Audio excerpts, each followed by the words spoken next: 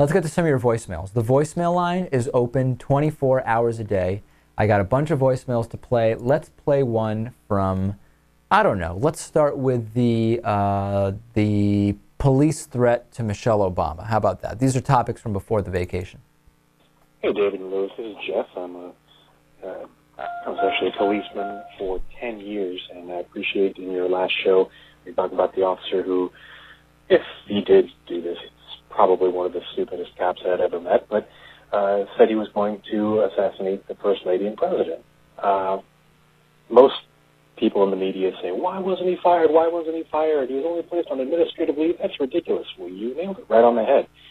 You can't just fire someone, especially places with public service, with the kind of union representation that police officers fire. When someone makes a complaint against a police officer, fireman, etc., it has to be investigated. You can't just fire them right off the bat, no matter how stupid they are. Exactly. Even in instances where the officer is clearly guilty, they have to have their due process just like anyone else. So just wanted to appreciate the fact that you guys pointed out that, you can't just fire people right on the spot, because who knows? That's exactly right. So this is a good voicemail, because I get criticized a lot for saying, oh, all these police officers are evil. You've got casual pepper spray cop Lieutenant John Pike, and so on and so forth, and he's just so casual in his pepper spraying, and I accuse police officers of being so casual. I feel like we are very fair here, and we've had police officer Mike Carney on the show, and you and Natan did a ride along with him. I just call it like I see it. I have no anti-police bias. I mean, when I say that in some cases, individually police officers are just like protesters, for example, in Occupy, but when they are acting in their capacity as police, they are representatives of the institution that is in many ways limiting a lot of these legitimate protests. That's just the way I see it. It's nothing about attacking police officers. We're not dealing in generalizations here, right? There you go. Yes. I like that. On the white church that won't marry the black couple, how would the pastor respond if the intelligent, informed members of his congregation walk down the street to the next church with their membership and their money? That might be the last Baptist church of Crystal Springs. I just don't think that that's going to happen. Doubt it.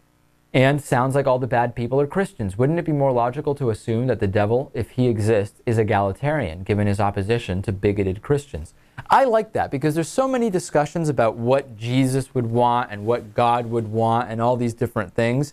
And wouldn't, if there is a real God and if Jesus was God, so on and so forth, wouldn't he be against all the discrimination that's going on against all sorts of minority groups? And considering God's wrath and kill count, I'd say the devil's the good guy here.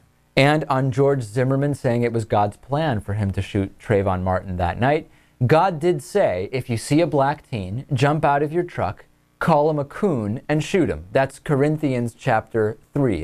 Somehow I don't think that that's really what's in Corinthians, but a very, very good point. That's going to do it for today's show. There is the bonus show coming up. Otherwise, we'll see you on Monday. Thanks for watching.